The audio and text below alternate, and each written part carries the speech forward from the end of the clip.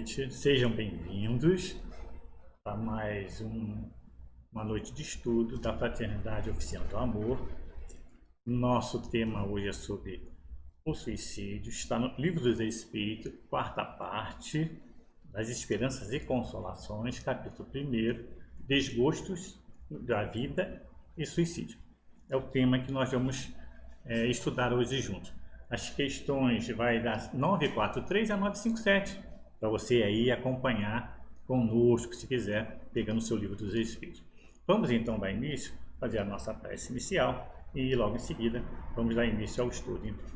Vamos então rogar ao Mestre Jesus, a Maria, nossa Mãe Espiritual, aos companheiros espirituais que nos assistem, que possam envolver-nos a todos nesse momento, nós aqui, vocês aí, na paz, nos tranquilize, nos fortaleça e que o estudo que será realizado possam nos esclarecer e nos fortalecer no sentido da conduta que todos nós devemos ter perante a vida, que é uma dádiva divina, todos nós recebemos, e de importância muito grande para cada um de nós, e por isso temos que valorizá-la.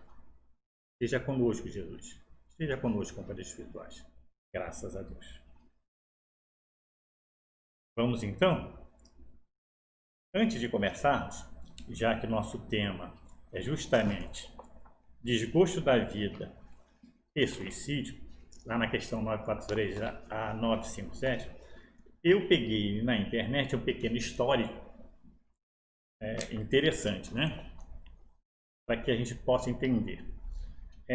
Segundo a OMC, nos dias de hoje, nós temos cerca de 800 mil suicídios no planeta Terra.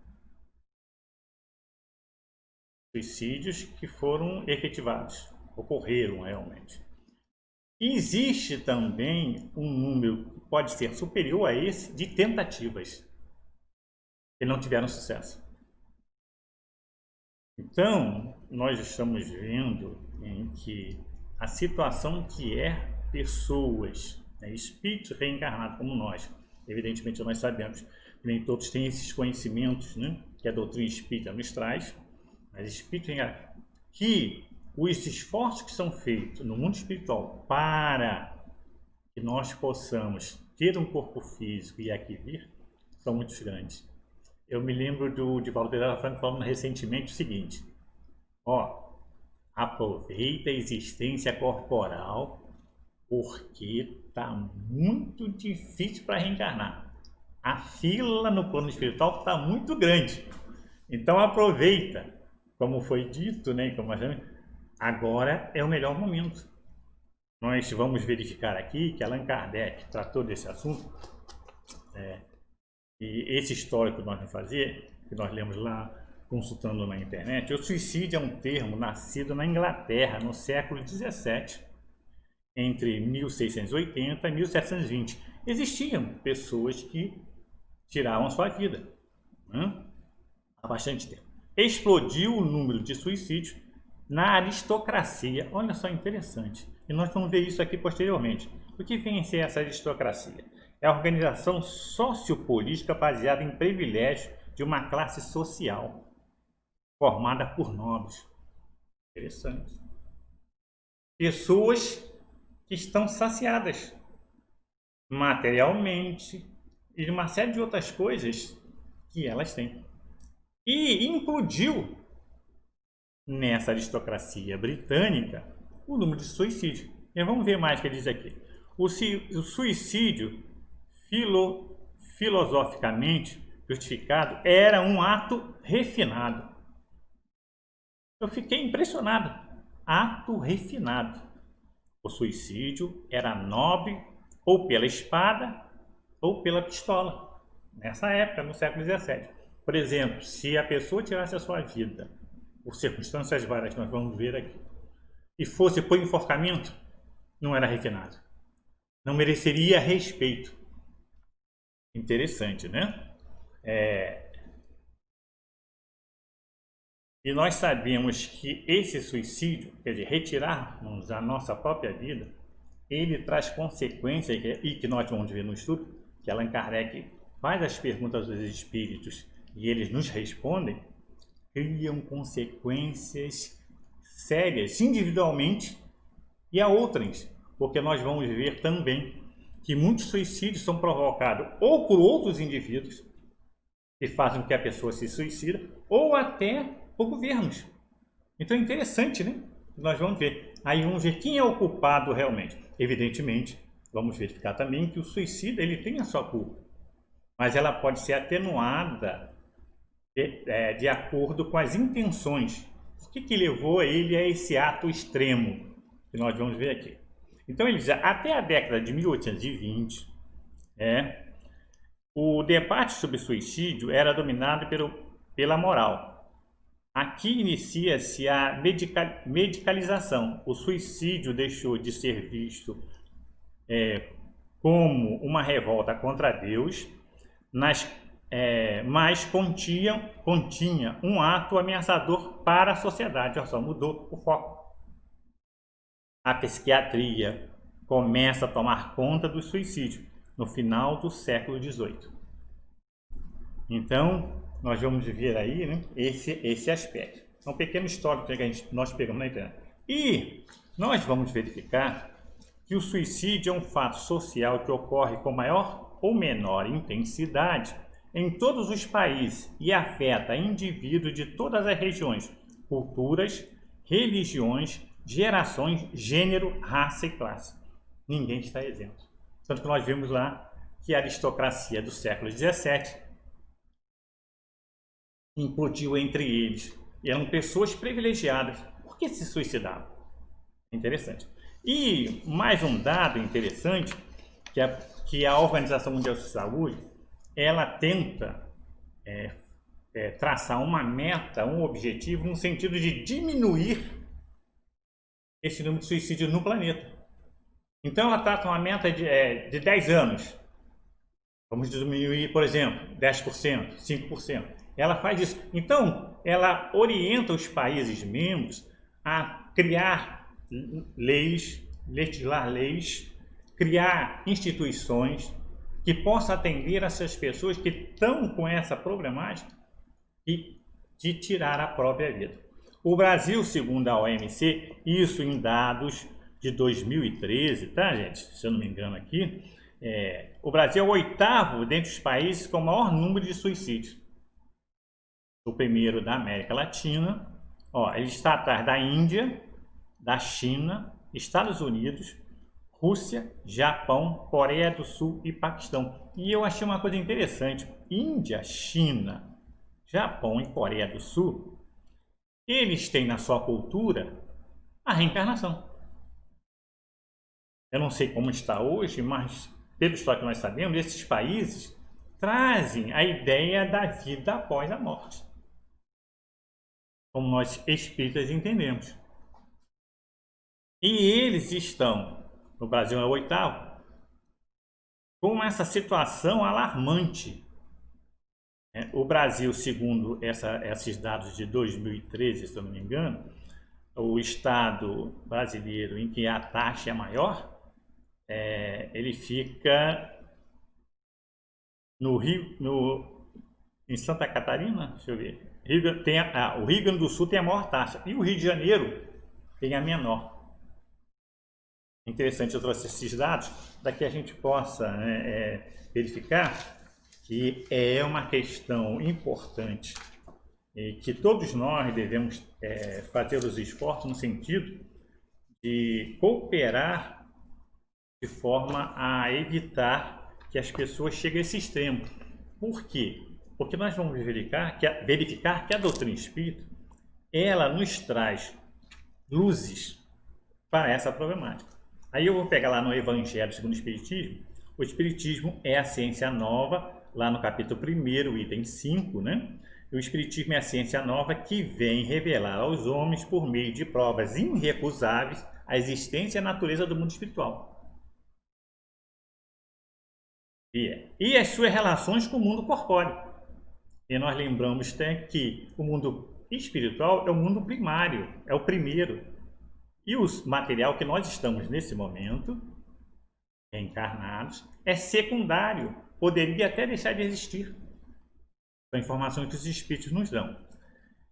Ele nolo mostra o mais como coisa sobrenatural, mas ao contrário, como uma das forças vivas e sem cessar atuante na natureza, como a fonte de uma multidão de fenômenos até hoje incompreendidos e por isso mesmo relegados para o domínio do fantástico e do maravilhoso. É a essa relação que o Cristo faz alusão em muitas circunstâncias. E é por isso que muitas coisas que ele disse permaneceram ininteligíveis ou foram falsamente interpretadas. O Espiritismo é a chave com o auxílio do qual tudo se explica com facilidade. Então nós espíritas temos aí uma oportunidade muito grande desses conhecimentos que não só ficam para nós, que nos auxiliam também essa transformação. E a doutrina espírita tem uma máxima linda: conhece-se o verdadeiro espírita pela sua transformação moral e pelos esforços que emprega para domar suas mais tendências, mais inclinações. E é interessante, ele não diz: você se tornou espírita, está resolvido o seu íntimo. Não, é um trabalho que leva a existências.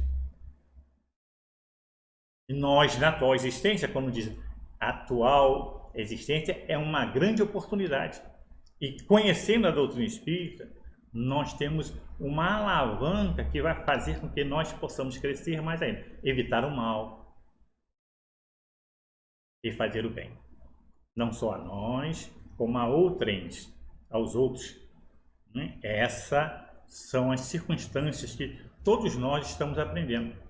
E assim vamos criar em torno de nós a mudança e que vai mudar também a sociedade em que vivemos. Imagine a sociedade do futuro. É interessante.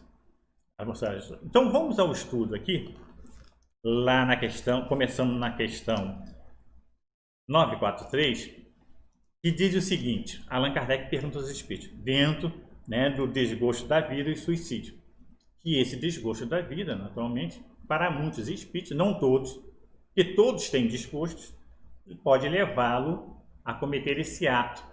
Nós vamos ver aqui na análise dos espíritos. Diz assim, a 943: de onde vem o desgosto pela vida que se apodera de certos indivíduos, não de todos, que não existe privilégio, todos nós passamos por situações embaraçosas, até difíceis, tem um objetivo tudo isso. Então, de onde vem o desgosto pela vida que se apodera de certos indivíduos sem motivos que justifiquem?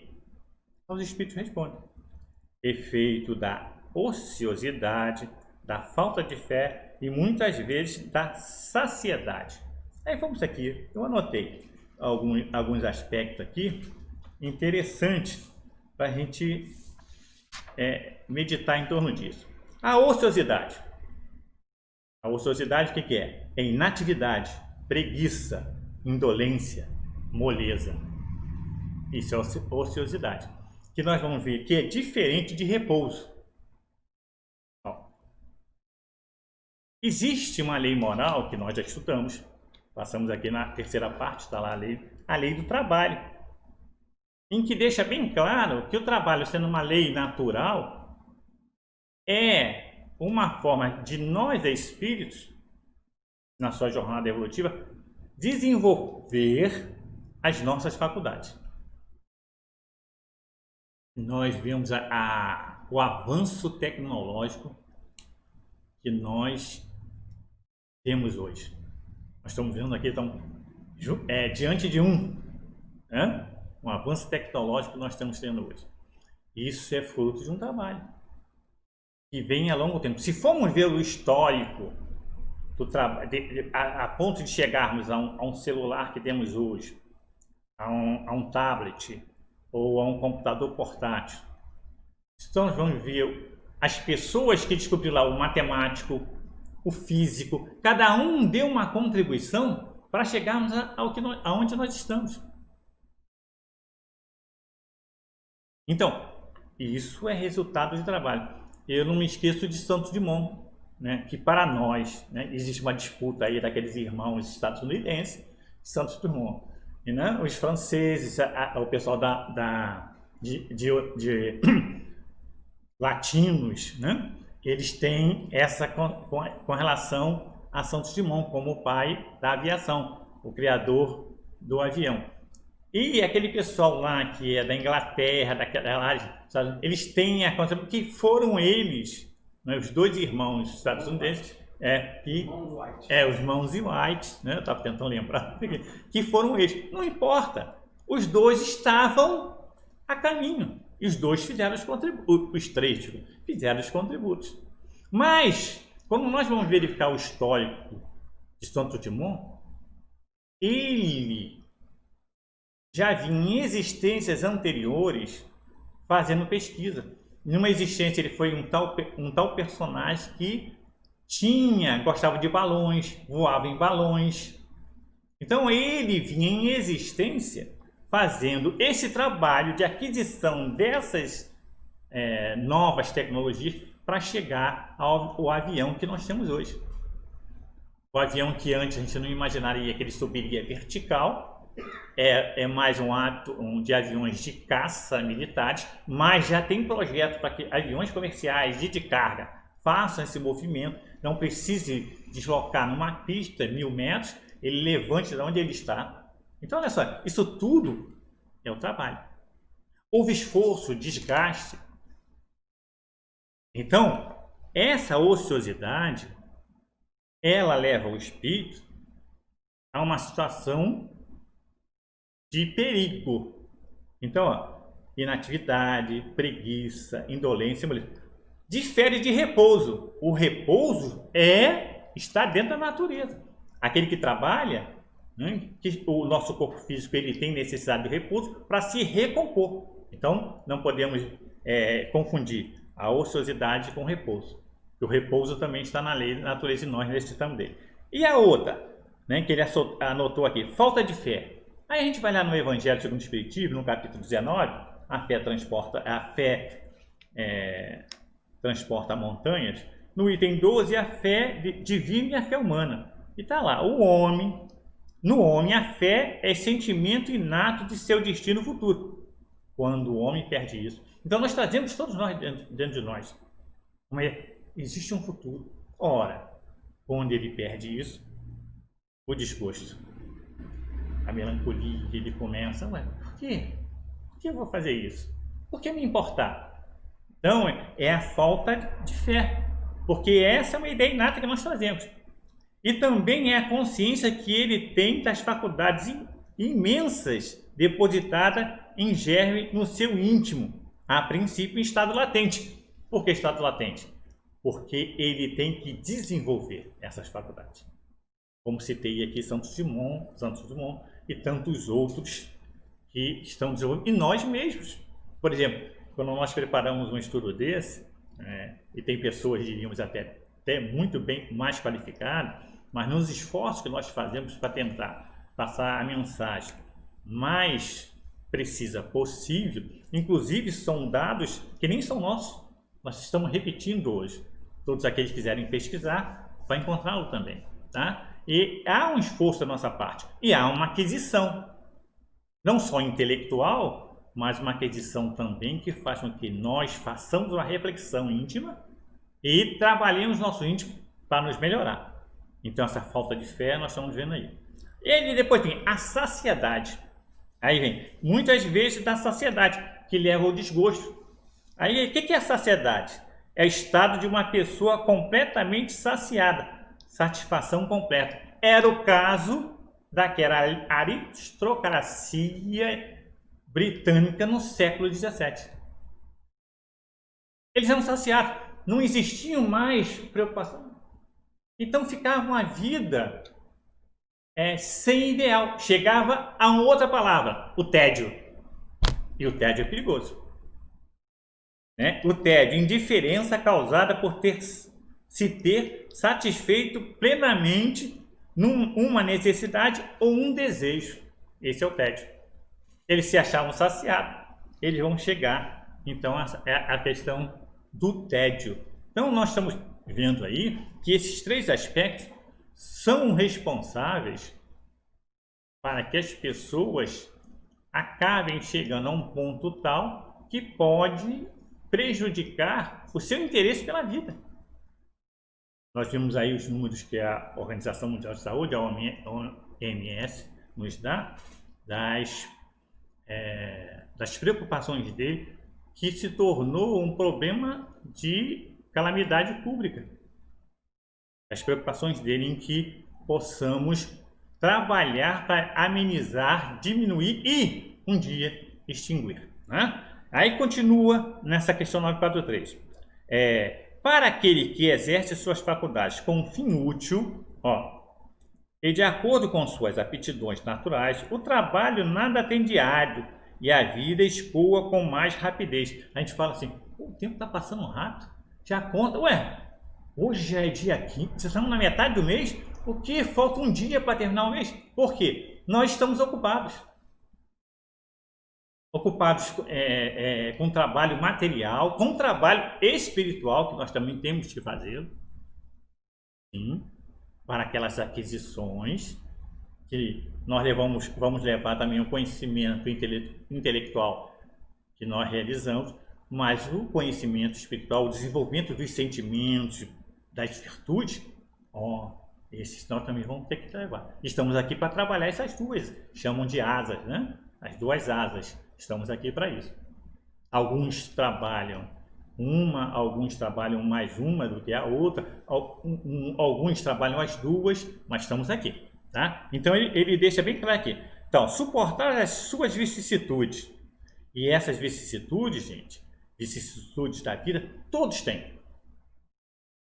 Todos, seja a posição social, seja o sexo, seja a nacionalidade, todos têm essa, que representa os acasos que acontecem cotidianamente, os altos e baixos da vida. Então tem várias circunstâncias que vão provocar em nós vários sentimentos, várias reações, várias ações, tá? Aí continua ele, vamos lá agora para 944, do Livro dos Espíritos. O homem tem o direito de dispor da sua própria vida? Allan Kardec, né? Não. Somente Deus tem esse direito. O suicídio voluntário é uma transgressão da lei divina, ao erro nosso. Os esforços que foram feitos para o nosso reencarno. Eu lembro aqui que foi dito que nós temos que aproveitar a existência, que para reencarnar está difícil. A fila está grande, então temos que aproveitar. Então isso aqui. Então, não, o homem tem direito de dispor da sua própria vida? Não, somente Deus tem esse direito. O suicídio voluntário é uma transgressão da lei divina. Lembramos os 10 mandamentos, que o quinto é não matarás, com relação à nossa própria existência. Ele diz, mas nem sempre o suicídio é voluntário? Os espíritos respondem, o louco que se mata não sabe o que faz. A palavra louco, usada na época, hoje, naturalmente, com o avanço das ciências que tratam da mente do homem e do comportamento, as nomenclaturas mudaram muito. Mas Allan Kardec utiliza aqui a palavra louco porque ela é usada genericamente. Hoje nós temos uma série de divisões, mas todas têm a ver com os distúrbios da mente. E quem conhece alguém ou tem na família sabe que um paciente com distúrbios mentais, ele não tem ação, muitos deles, de seus tratos higiênicos, de alimentação. Ele tem que ser segurado pela mão, ele tem que ser levado para dormir, ele tem que ser acompanhado para dar banho, muitas vezes tem que se dar banho. Isso dito daqueles que têm o aspecto físico preservado. Porque e aqueles que são cadeirantes? Que tem que viver numa cama. E há os que nessa situação têm o intelecto preservado, ele é lúcido, mas tem aqueles que não.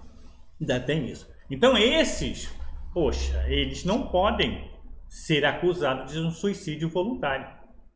Se vier a acontecer, se ele não tiver alguém que o alimente, evidentemente vai chegar um ponto que ele não vai suportar. Aí continuando, Que se deve pensar do suicídio que tem como causa o desgosto da vida? A resposta dos espíritos. Nós vimos lá quais são os efeitos de desgosto da vida, né? Ele diz assim: insensatos, porque não trabalhavam a lei do trabalho. Nós vimos uma das leis morais, né?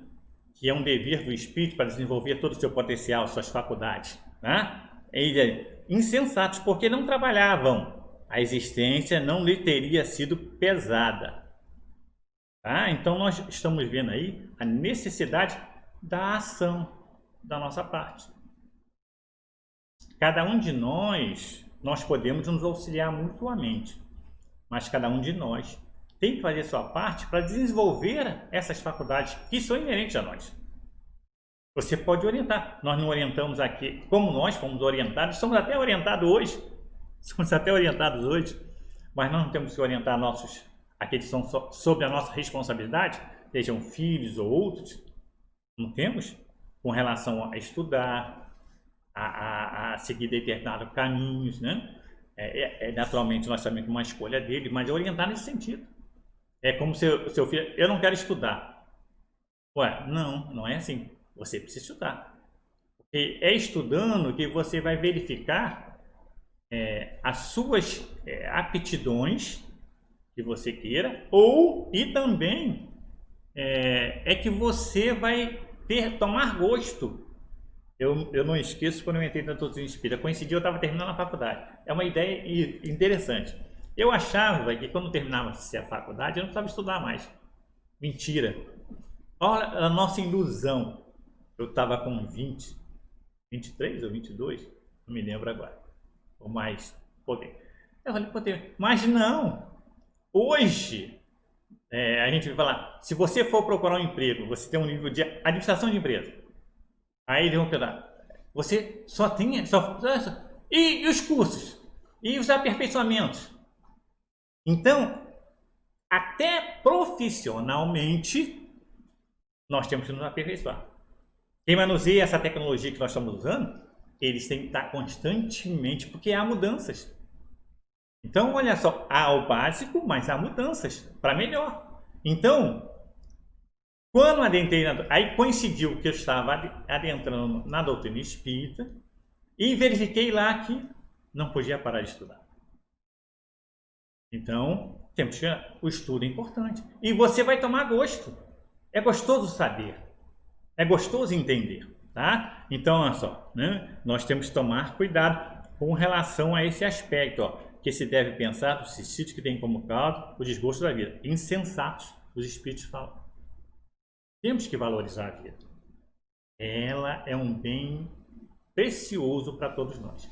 E trará, nós vamos ver mais adiante, consequências sérias para aqueles que não valorizam a vida. Tá? Aí continua na 946. E do suicídio, cujo fim é escapar às misérias e às decepções do mundo. Então Allan Kardec vai fazendo umas perguntas, porque era comum essas pessoas que têm essas ideias quererem tirar a sua vida corporal. Então ele vai fazer as perguntas dentro desses aspectos. Aí ele pergunta, e o suicídio cujo fim é escapar às misérias e às decepções desse mundo? Pobres espíritos que não tiveram a coragem de suportar as misérias da existência.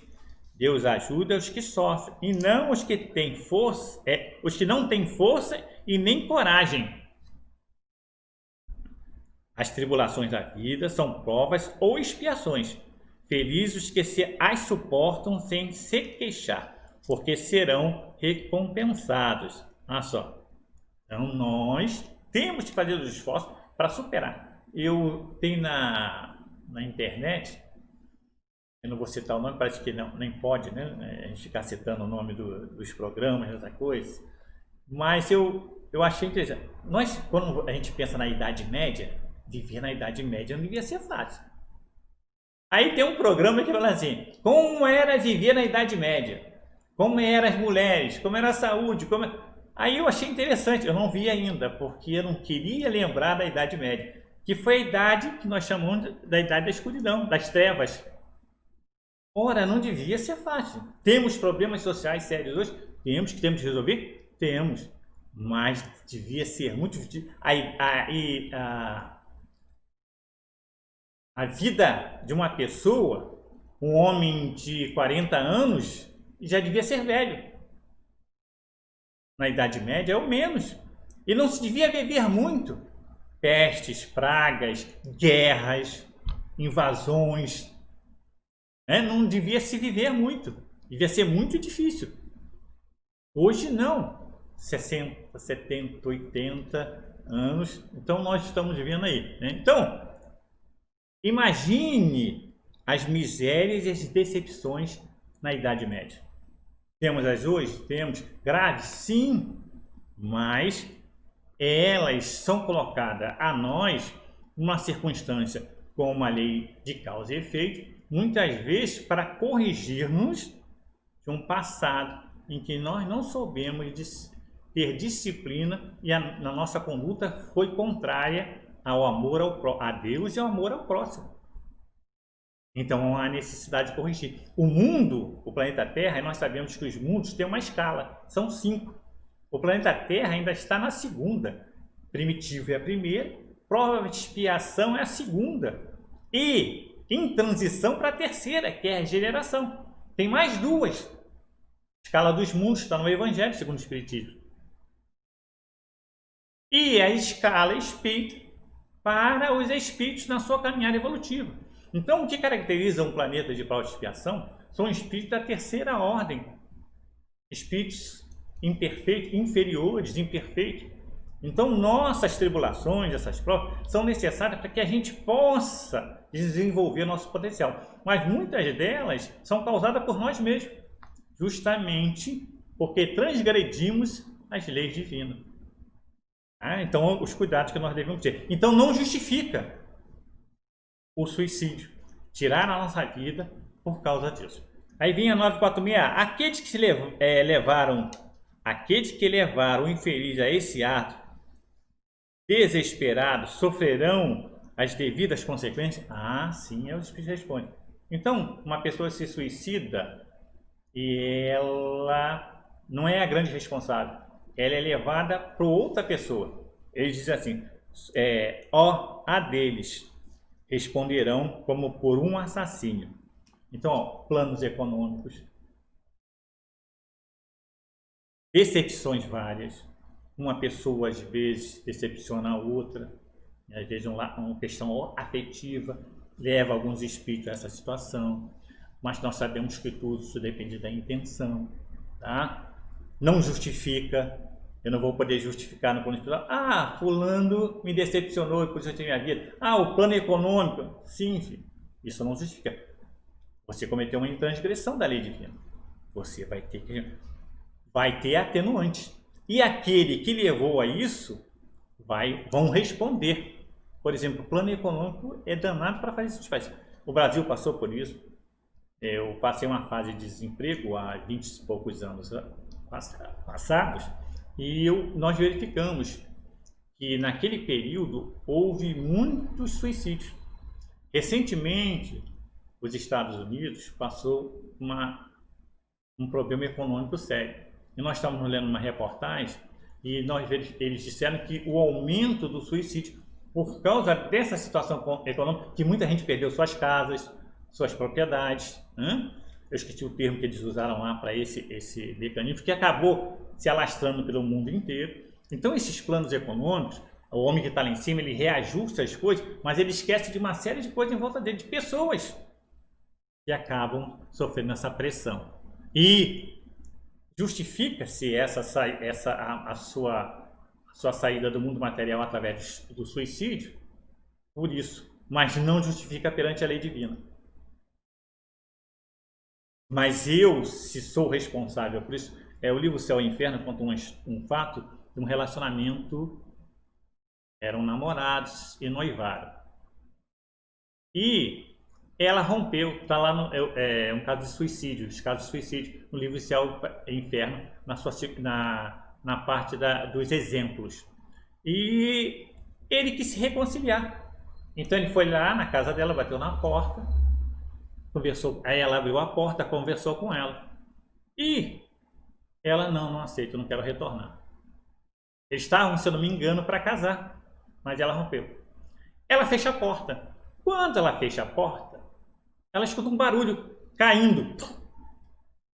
Aí ela volta, abre a porta. Ele se suicidou na porta. Ele foi evocado numa reunião mediúnica para explicar por quê. Você tinha intenção? Aí a intenção. Não, eu não tinha intenção. Eu não fui lá com a ideia de me suicidar. Eu fui com a ideia de reconciliação. Mas quando eu conversei com ela, ela foi indiferente para mim. Eu não sei o que deu em mim. Eu me suicidei. Aí perguntaram, perguntaram outro espírito se não isentaram ele de culpa, mas que a mais culpada era ela, porque ela não tinha o sentimento nobre que ele tinha por ela. Nossa, a responsabilidade. Nossa, no nosso relacionamento com outras pessoas. Está lá no livro Céu e Inferno, tá? Vamos lá prosseguir. Então nós podemos ser responsabilizados se uma pessoa por levar uma pessoa ao suicídio. Os cuidados que nós devemos ter. O homem que se vê a braços com as maiores necessidades, que se deixa morrer desespero, pode ser considerado suicida? Responde: é um suicida, mas os que causam o suicídio ou poderiam tê-lo impedido são mais culpados do que ele, a quem a indulgência espera. Entretanto, não penseis que o suicida seja totalmente absolvido. Ele tem a culpa. Se lhe faltaram firmeza e perseverança, se não usou de toda a sua inteligência para sair do atoleiro. Aí dele, principalmente se o seu desespero nasce do orgulho ferido. Então vocês veem aí uma outra circunstância, e eu me lembrei de um outro fato, de um empresário. Esse fato dava muito na Rádio Rio de Janeiro. Era um empresário, dono de uma fábrica, e que entrou numa crise, e ele se viu, verificou que ia falir. Ele, ao invés de agir, procurar auxílio nos bancos, o que ele fez? Se suicidou. Tempos depois, no plano espiritual, de passado pelas suas as problemáticas que nós vamos ver mais adiante, em que ocorrem os suicidas, ele voltou à fábrica como espírito desencarnado e verificou que a fábrica continuava a todo vapor. Os operários, e viu que os filhos dele estavam à frente da fábrica. E quando assumiram após o suicídio dele, procurou a situação. Procurou recursos para poder manter a fábrica funcionando e também dar emprego àquelas pessoas que também sofreriam uma série de reveses naquele momento também. Olha só, a precipitação que podia ser resolvido pela ação do espírito. Olha só, não justifica. Vamos lá, 948. O suicídio que tem por fim escapar à vergonha de uma ação má é tão reprovável quanto a que tem por causa do desespero? Então eu pratiquei uma má ação.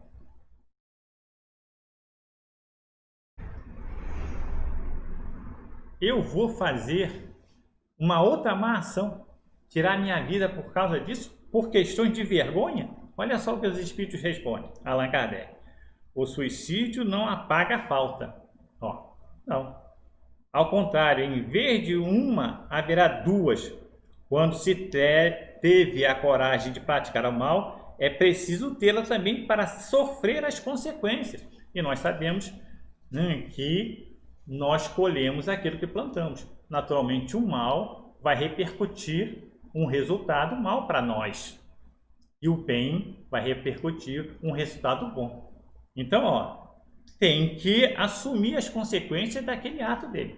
E Joana de Ângeles, nós marcamos aqui, com relação a esse mal proceder, então um trechinho, ela diz o seguinte, Que se fazer ante tantos paradoxos? Como se viver corretamente sem alienação? Existe alguma diretriz para o encontro com equilíbrio e harmonia interior? A resposta é simples e talvez contundente. A diretriz e a conduta a ser vivenciada podem ser enunciadas no conceito evitar o mal, que nós devemos fazer.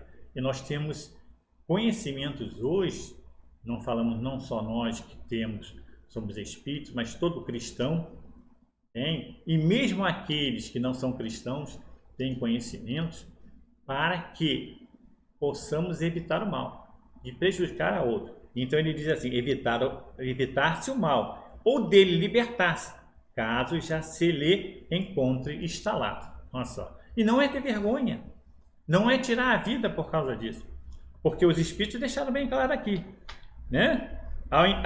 Em vez de uma, haverá duas faltas. Olha os cuidados que nós devemos ter. Joana de Anjos está nos alertando ali no livro Liberta-te do Mal. 949. O suicídio será desculpável quando tenha por objetivo impedir que a vergonha recaia sobre os filhos ou sobre os familiares? Existe isso. Com certeza. Eu me lembro de um filme que eu assisti, algum de vocês devem conhecer, Orgulho e Preconceito, da BBC. E é um conto, acho que em inglês, e eu, se não me engano, do século 17, 18, não me lembro.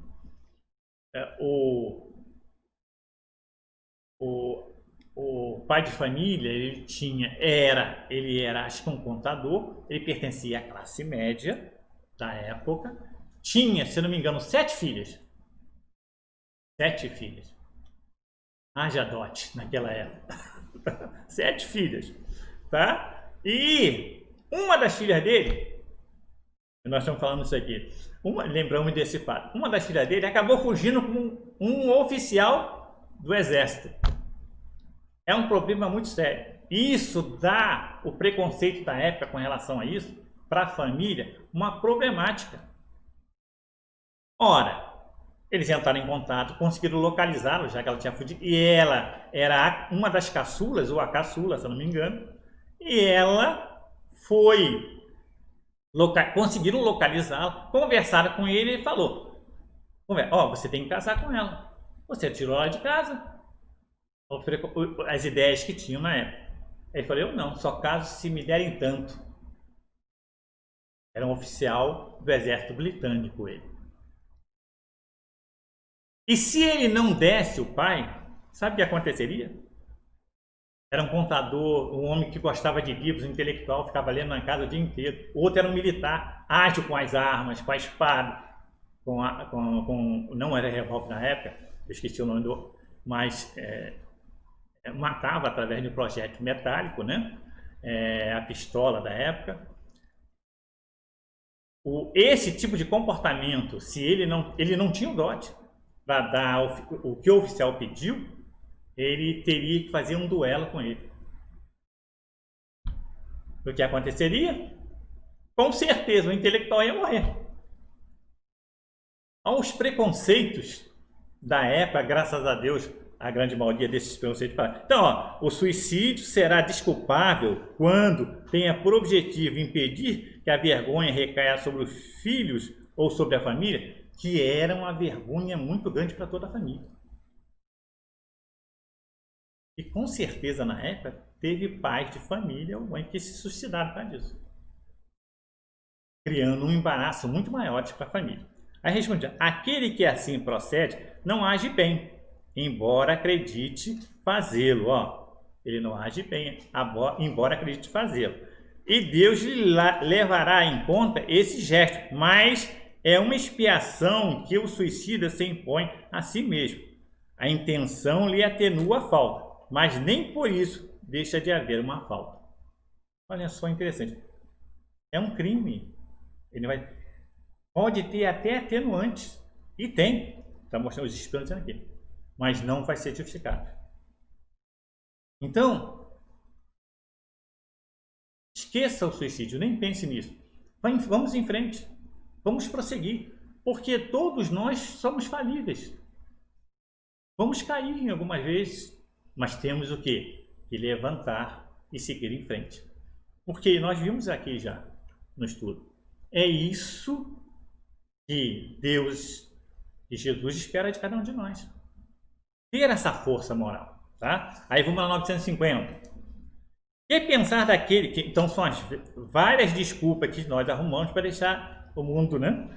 Que pensar daquele que se mata na esperança de chegar mais depressa a uma vida melhor? Pô, mas tem gente que faz isso. Não é esse caminho, os Espíritos dizem isso. No Céu e Inferno vai contar vários tipos de suicídio, várias causas. Aí diz assim, ó, tá? Outro louco, que faça o bem estará mais seguro de lá chegar. Oh, bem claro. Nós sabemos, pelos exemplos que a doutrina espírita nos traz, das relações do mundo espiritual com o mundo material, as informações através dos médios, que só conseguem estar bem, em consciência tranquila, no plano espiritual, aqueles que procederam de acordo com as leis divinas no plano material. Não tem como. Mas é uma situação, né? Outra loucura, que faça o bem estará mais seguro de lá chegar, pois suicidando-se retarda a sua entrada no mundo melhor, e ele mesmo pedirá para vir concluir a vida que interrompeu, motivado por uma ideia falsa, uma falta. Não importa a sua natureza, jamais abre a quem quer que seja o santuário dos eleitos. Nós devemos, hoje, tem outro termo, nós já vimos falar nos atentados suicidas, os homens bombas, que pessoas que colocam em seu corpo para, por protesto político, ou seu país é invadido, uma série de circunstâncias, mas ele tira a sua vida e tira a vida de outrem. Mas como é ele selecionado? Então essa seleção dele, e o que oferecem a ele? Além de uns ganhos materiais, que a gente sabe, claro, existe aqueles por ideal, mas a grande maioria, as famílias deles que ficam órfãos dele, se é um pai ou irmão, recebe uma substância, um dinheiro para se manter. Então existem vários motivos, mas não justifica. Ele cometeu 2 crimes, o suicídio e o homicídio, e às vezes de várias pessoas. Mas o que alguns alegam? Que esse ato fará com que ele ganhe, num plano espiritual que ele acredita, dependendo da religião dele, a alegria. Jamais vai ter. Olha só a nossa ingenuidade ainda num século XXI. É o chamado dos atentados dos homens bombas, né? E você vê, ele não consegue esse mundo espiritual cometendo esses 2 crimes, se suicidando e tirando a vida de outras pessoas. Aí vem na 951. Não é algumas vezes meritório o sacrifício da vida quando tem por objetivo salvar a vida de outrem ou ser útil ao seu semelhante? Prestaram atenção na pergunta? A resposta: isso é sublime. O sacrifício da nossa vida em prol de outrem, conforme a intenção. Em tal caso, o sacrifício da vida não constitui suicídio. Deus, porém, se opõe a todo sacrifício inútil e não pode vê-lo com prazer se estiver manchado pelo orgulho. O sacrifício só é meritório quando feito com desinteresse. Algumas vezes, no entanto, aquele que pratica é motivado por segundas intenções, o que lhe diminui o valor aos olhos de Deus. Então, a intenção. Olha, é sublime esse sacrifício. Aí eu me lembrei de Sor Joana Angélica, na Bahia. Ela foi uma das mártires da independência. No ano de 1761 a 1822, ela é chamada na mártir independência do Brasil. Uma mártir. Ela, uma Sorró, quer dizer, freira, ele é o feminino de frei, tá? Então ela dirigiu um convento, meninas de várias idades, várias mulheres. Ora, existia uma batalha na Bahia por uma disputa, né, entre brasileiros, se eu não me engano, portugueses, desculpa. E os soldados estavam todos bêbados, alcoolizados, e tentaram invadir aquela casa de acolhimento, de educandário de moças. Ora, imagine o estrago que seria. Então, ela sabendo disso, o que ela fez? Ela se pôs à porta de entrada, com os trajes de freira, enquanto as meninas eram conduzidas a uma fuga, enquanto ela detinha eles no portão principal.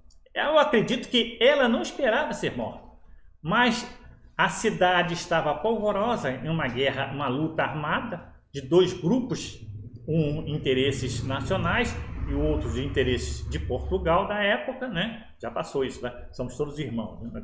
Então, graças a Deus já passou, tá? E os soldados estavam embriagados e tinham outras intenções, porque ali não guardava, não era quartel, não guardava pólvora, armamento, eram educandários de moças. Então ela se pôs à porta, tentou impedi-los e enquanto elas fugiam. E nisso, imagine, né, que os soldados como eles estavam, embriagados, totalmente desesperados, sem comando às vezes, eles tiraram a vida dela. Isso está lá na história da independência do Brasil, lá na Bahia, né? Conta isso. Então, ó, esse sacrifício, isso é sublime. Mas tem casos, pode ser que a pessoa tenha isso como desculpa para tirar sua vida, já que de repente ele não tem a coragem de fazê-lo, ou se é que a gente pode chamar isso de coragem, tá? Mas ele utiliza uma ideia dessa num sentido de alguém tire a sua vida.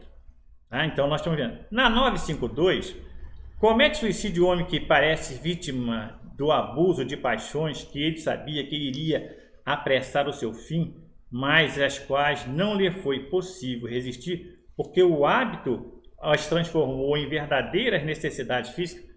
As paixões, gente, é colocada em nós com um fim útil, para fazer o bem. Então, quando nós perdemos o controle pelas paixões, é que é da paixão que nós chegaremos ao amor, é o germe, né? É o germe disso. Então, quando nós não conseguimos controlá-la e ela passa a nos controlar, evidentemente, isso pode levar a uma série de consequências, inclusive a perda da existência corporal. É isso que os espíritos estão perguntando. Aí que Allan Kardec está perguntando aos espíritos. Os espíritos é um suicídio moral.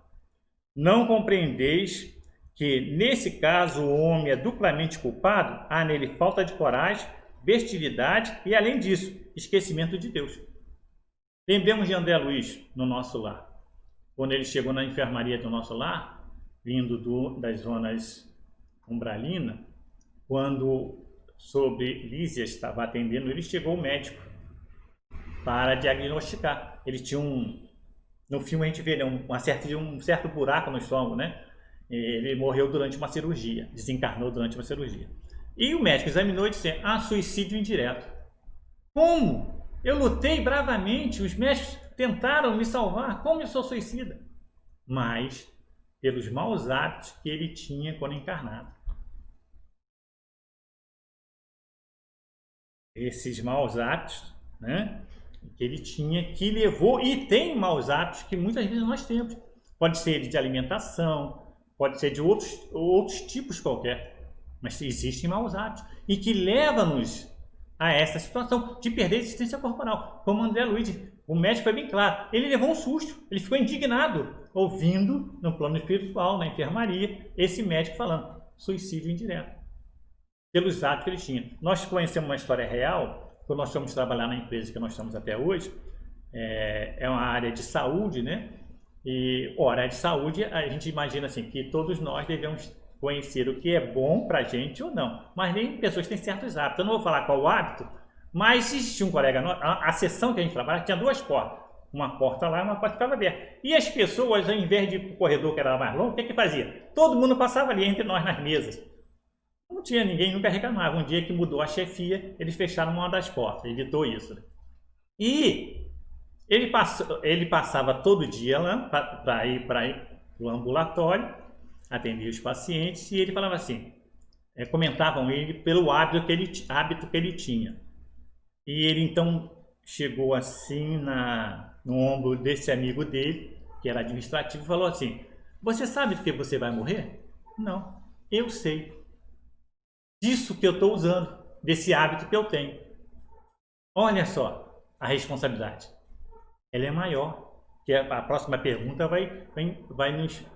Allan Kardec fazer essa pergunta na seguinte. A pessoa sabia, tinha noção dos perigos que aquele hábito que ele tinha, daquela paixão, iria prejudicá-lo na existência. Mas ele teve anos, tá? Mas aconteceu uma coisa com ele, tá? Que ele teve que parar. Ele teve um infarto. Aí ele parou com aquele hábito. Então, olha só, foi um alerta a ele nesse sentido, né? Mas ele sempre tinha isso. Você sabe que você vai morrer? Ele falou, não, mas eu sei, pelo hábito que ele tinha. Então, é interessante esse aspecto, né? Então, ele fala, será mais ou menos culpado do que aquele que tira a própria vida por desespero? É mais culpado, porque ele tinha tempo, os anos, isso faz bem, isso faz mal, você vai eliminando isso, né? Existem os hábitos da alimentação que prejudicam muito a nós todos, né? E às vezes fica difícil a pessoa mudar de uma hora para outra o hábito alimentar, que ele vinha há anos, né? E as coisas mais gostosas são doces. Tá? Então esse é mais culpado, porque ele teve tempo, tinha tempo para raciocinar, do que aquele que tirou a própria vida num desespero. Os espíritos respondem aqui. Vamos lá. Quando uma pessoa vê diante de si uma morte inevitável e terrível, será culpado se abreviar algum instante dos seus sofrimentos, apressando voluntariamente a morte? Olha só, existe isso, existe. A nomenclatura hoje, eles chamam de suicídio assistido e eutanásia. Tem uma diferença aí. O suicídio assistido é a presença de um médico. A eutanásia pode ser não a presença de um médico ou de uma pessoa que não seja da área de saúde. É muito comum na Europa, em alguns países, né, todos em alguns países, e já existem legislações que tem que seguir aqueles critérios. E já existe uma fila de pessoas pedindo para fazer isso. Por quê? Ou são doentes terminais, ou não tem, já são idosos, ou não tem esperança de ir, entram até na justiça, né? Aí nós vamos ver as complicações para ele, e aí tem que ver a intenção daquele profissional. Se ele está no hospital, ele é um funcionário, ele tem a obrigação de atendê-lo. Então, uma série de circunstâncias que nós temos. Mas nós vemos isso hoje. E os espíritos dizem, sempre é culpado por não aguardar o termo fixado por Deus para a existência. Vai responder, tem consequências sérias, tá? Vamos lá. Nesse caso, quais são as consequências de tal ato? Como sempre e de acordo com as circunstâncias, uma expiação proporcional à gravidade da falta. Então não fica sem nos ter que nos reajustar. Arrependimento, reparação e expiação. É o processo. Tá? Será condenável uma imprudência que comprometa a vida sem necessidade? Os espíritos respondem. Não há culpabilidade quando não há intenção ou perfeita consciência da prática do mal.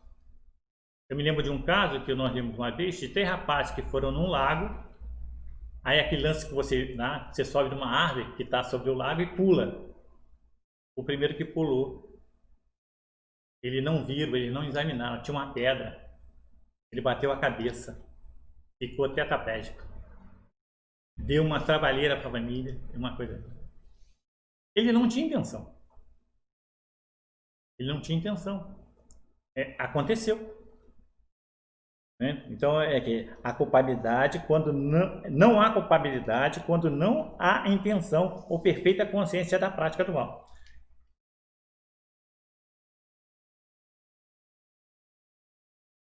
Deixa eu ver aqui. Ele fala também aqui das mulheres que em certos países se queimam voluntariamente sobre os corpos dos maridos. Olha só, que situação difícil, né? maridos podem ser considerados suicidas, sofrendo assim as consequências de um suicídio?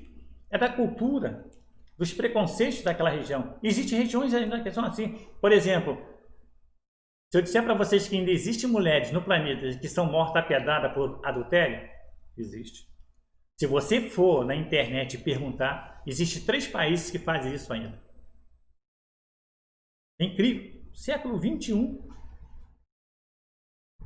Elas são mortas apedrejadas. Teve até um caso, uns 2 anos ou 3 atrás, de uma que entraram até na ONU, pediram por ela, mas eu acho que ela acabou sendo executada dessa forma. Então, aí vem ele respondendo. Elas obedecem a um preconceito e muitas vezes agem mais pela força do que pela própria vontade. É como se fosse uma obrigação. Então, tendo mulheres que morrem apedrejadas, então, provavelmente em alguma região. Nós lembramos de um caso há muitos anos, numa região ainda remota no planeta, em que jovens se reuniam, eram 10 jovens que se reuniram e fizeram suicídio coletivo.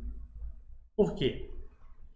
Porque elas, naquela região, eram obrigadas a casar com homens bem mais velhos que elas não gostavam. Olha só, hein? Então elas resolveram se suicidar. Não justifica. Vão ter atenuante? Sim, no que nós estamos dizendo aqui. Mas elas cometeram uma transgressão da lei divina. E vão responder. Então, se nós acabássemos com certos preconceitos, nós então evitaríamos uma série de circunstâncias, né? Aqueles que não podendo suportar a perda de entes queridos se matam e esperam, na esperança de se juntarem a eles, atingem seu objetivo? Não. Num caso, no livro Céu e Inferno sobre Suicídio, em casa, o filho jovem que eles tinham tanta esperança desencarna. Acho que, se não me engano, o médico e os pais. O médico e o pai perto da cama e ele desencarna. A mãe na porta diz assim, ela pede para sair, sai, mas ela não fala nada, mas no pensamento dela, pode ir agora, meu filho, que eu estou indo depois. Ela vai e se suicida, alegando uma dor muito grande, a perda do filho, que nós sabemos disso. Sim. Por que ela fez isso? Qual foi a intenção? De que ela fosse estar com ele, para onde ele fosse, para esse mundo que ela não sabia qual era, mas está com ele. Ele foi evocado, o filho desencarnado, que morreu naturalmente, quando chegou a época dele, e foi evocado numa reunião e perguntado a ele sobre a mãe. Ah, pobre mamãe. O que ela mais queria era ficar perto de mim, mas o ato do suicídio afastou e durante muito tempo ela não vai poder me ver. Olha só, está lá no livro Céu e Inferno, nos exemplos desse caso de suicídio. Então a gente vê aí. Aí, para a gente terminar aqui, fiquei sem voz, quais são, em geral, com relação ao estado do espírito, as consequências do suicídio? Diz assim, as consequências do suicídio são muito diversas, não há apenas fixadas, e em todos os casos são sempre relativas às causas que o produziram. Há, porém, uma consequência na qual o suicida não pode escapar, o desapontamento. E verificar no plano espiritual que a vida não termina com a morte do corpo físico e que o ato que ele cometeu foi uma transgressão da lei divina e que ele vai ter que responder por isso. Ademais, a sorte não é a mesma para todos, depende das circunstâncias.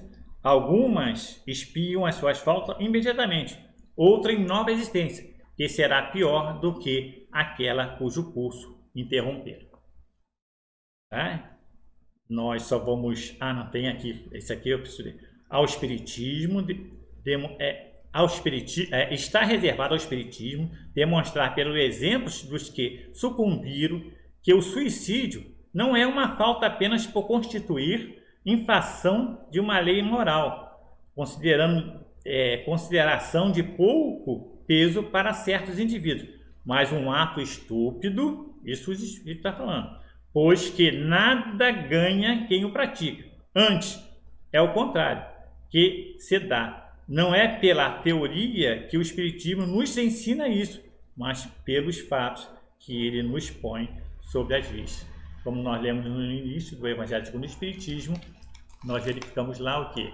Que o Espiritismo ele traz uma luz, ele nos esclarece, ele mostra o mundo espiritual de onde nós viemos e o mundo material é que nós estamos. O espiritual é o principal, nós estamos aqui de passagem. Para a gente encerrar, vamos... só falta assumir a marca. Cadê a marca? Tá aqui. Pensei que ia assumir isso. Tá? Para a gente encerrar,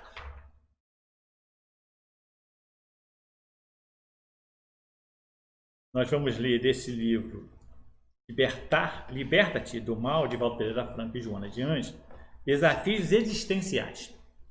A existência física no abençoado planeta terrestre é um contínuo desafio em razão das ocorrências que se tornam necessárias para a conquista dos valores éticos morais, indispensáveis ao êxito espiritual no empreendimento evolutivo. Ninguém reencarna sem um elevado objetivo psicológico que diga respeito ao refazimento dos caminhos antes percorridos, equivocadamente, assim como dos crimes praticados pela insensatez e pelo egoísmo. Renascer no corpo somático é bênção que o Senhor a todos oferece, a fim de auxiliá-los no processo de libertação das mazelas que acompanham o espírito desde os primeiros momentos em que se lhe apresentaram a razão e o discernimento, concedendo-lhes a responsabilidade pelos atos. É natural, portanto, que mesmo nas existências muito bem planejadas, no mais além, ocorram surpresas perturbadoras, não poucas vezes causando inquietação e graves sofrimentos. E continua Joana diante. Diante de quaisquer desafios, permanece tranquilo e confiante, persistindo nos teus objetivos elevados, sem pensar que te encontras desamparado ou esquecido da divina providência. Como fazem os egoístas que, na jornada humana, somente aguardam benesses que se acreditam merecer. As pedras que rolam o sabor da correnteza arredondam-se, tornando-se mais fácil de ser conduzido. De igual maneira, o espírito retifica as anfractuosidades morais, que são os compromissos não atendidos e os erros cometidos, ao sabor dos golpes sofridos durante o curso existencial. Mantém-te desse modo otimista, conquanto visitado por qualquer desafio que te pareçam demasiado fortes, buscando a melhor maneira de administrá-los. Estagnação de qualquer natureza é síndrome de morte ou de degeneração. Avança, portanto, alegre pela excelente oportunidade de aprendizagem durante o carreiro carnal do qual deve sair vitorioso. Ninguém alcança a plenitude sem um contributo da lapidação moral proposta pelos soberanos códigos da divina justiça, a fim de que o espírito alcance o seu estado de plenitude. Sempre que te vejas abraço com dificuldades e desafio, pensa que estás sendo homenageado pela vida, a fim de alcançares a libertação que te aguarda. Nunca te permitas a revolta ou a agressividade por estares visitado pelo sofrimento, sem o qual não lograrias atingir as estrelas. Quando vires alguém em triunfo, considera que o seu júbilo é resultado de lutas e de renúncia, de dedicação e de trabalho. Nada existe gratuito, especial, nas determinações divinas, a benefício de algum indivíduo em detrimento de outros.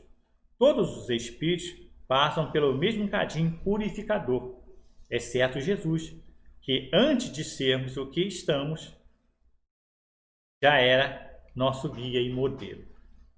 A bonança sempre chega, porém depois de passada a tormenta.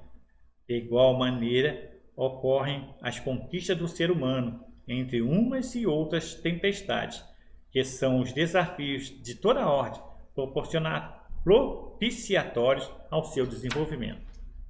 Nunca vos deixe a sós, nunca vos deixarei a sós, exclamou o amigo incomparável, demonstrando o seu amor pelas suas criaturas. Não duvides, jamais da sua presença ao teu lado, mesmo que na circunstância afetiva tenhas dificuldades em percebê-la. Persevera, abraçado aos teus deveres, mesmo que se te apresente momentaneamente em forma de cruz, e planta-a, se for o caso, no calvário da libertação, porque somente haverá ressurreição e madrugada de luz após a noite da desencarnação. Então, suicídio nem pensar. Que todos nós possamos ter forças para superar, como Joana diz aqui, e seguir em frente, porque Jesus nos aguarda. Obrigado, graças a Deus.